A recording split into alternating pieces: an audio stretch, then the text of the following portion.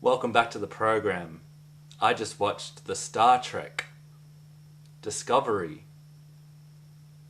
I actually did. It was on TV and I wasn't doing much. So here's a review about it. Keeping in mind I've only just watched it. The episode opens with hieroglyphics greeting us.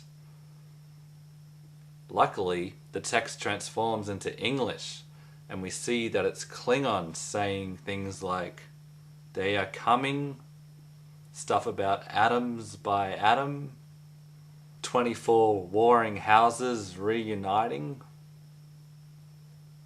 They're not going to be taken advantage of by people who say we come in peace. We come in peace, shoot to kill, shoot to kill, shoot to kill. We're then on a droughty planet with the captain, whose name I don't know because they never really mentioned it. The captain of the Shenzhou and Commander Burnham, Commander Michael Burnham.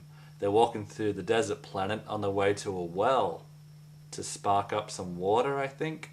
They shoot a rifle down the well and then water spurts up. But then there's a storm coming, so they have to get going pretty quick and get beamed up. But there's communication problems. Oh no. So the captain and Commander Burnham trek the Star Trek symbol through the sand, and this allows a starship Shenzhou to fly down and spot them, beaming them up so they don't get rained on. We then have the new intro to the new Star Trek program. It's been a long time. Actually, they didn't have anyone singing the lyrics this time. It was more of a blueprint intro of ships and guns. Someone got After Effects for Christmas, and it obviously wasn't me. A lot of people didn't like the design of the Star Trek Discovery. I don't either. After the intro, we find out that a satellite has been destroyed in a binary star system, and the Shenzhou has been sent to investigate. And the captain, Commander Burnham, and Lieutenant Saru are on the bridge of the Shenzhou. But you may be mistaken in thinking you're watching an episode of Batman for the way the camera tilts constantly. Can't they get a tripod that works? If a tripod works, does it have to pay tax? They find a ship or something hiding out there in a debris field. Commander Burnham decides to take a rocket pack and fly over there and investigate what it is.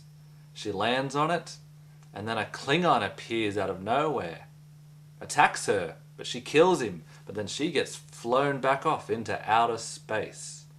How's she gonna get out of this one? The dead Klingon is then mummified, for some reason, in a sarcophagus, and then shot up into outer space. Commander Burnham then has an acid flashback to her childhood on Vulcan, where Spock's dad, Saru, tells her that human emotions lie in the human heart. Very illogical. Emotions are up here. Burnham then wakes up back on the Shenzhou. I guess they beamed her aboard. She then tells the story of what happened to her on the Klingon thing. And then they lock weapons on the Klingon ship. After the captain says that no one has seen a Klingon in about 100 years. Does that explain why they now look like monsters? Monsters are scary. The captain then sends a message to Starfleet. We have engaged the Borg. I mean the Klingons. Again with the Klingons. That was a quote from Captain Kirk on The Simpsons. Ah, The Simpsons. Dang it. Was that on the same time as this? I should have watched The Simpsons. Anyway, back on the Klingon ship, or whatever it is, an albino Klingon puts his hand in a fire to prove that he can light the beacon. I don't know what that means. Back on the USS Shenzhou, Lieutenant Saru explains that he can sense the coming of death. Could it be the cancellation of Star Trek Discovery he is sensing? I guess we'll never know. A white light then envelops the ship, along with an ironically annoying noise. Oh no, wait, it's an electronic galactic subspace waveform. It's a message from the Klingon ship or thing, asking for reinforcement, they think. It is.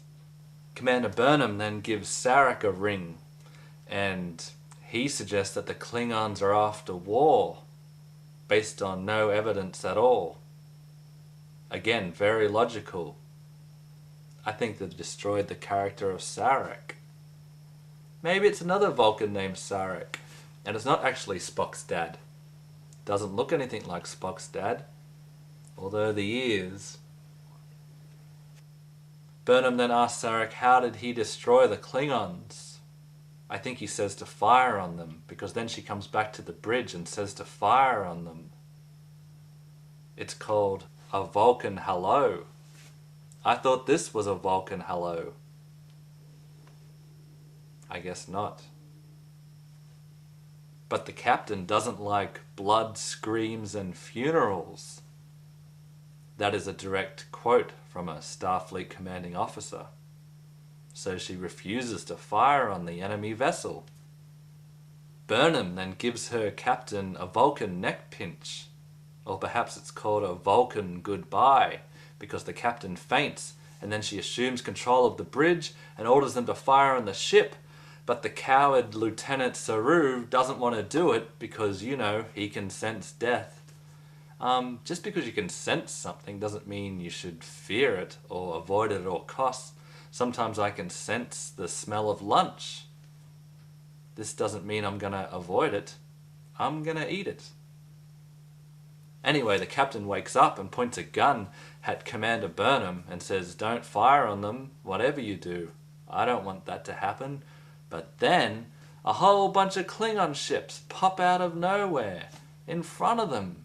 Dun dun dun! Again with the Klingons. How are they going to get out of this one?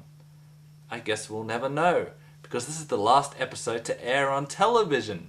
Lieutenant Saru was right. It got cancelled, and now it is on something called CBS All Access. But I don't have access to it. I guess I'll never know what happens to the USS Discovery, which never made an appearance in this episode. It's the Shenzhou, with her unnamed captain. I think they mentioned it in the very, very beginning.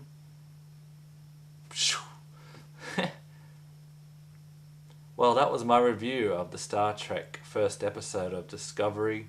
I think it's called the Vulcan Hello, the Vulcan Goodbye. Thanks for watching this review. Subscribe.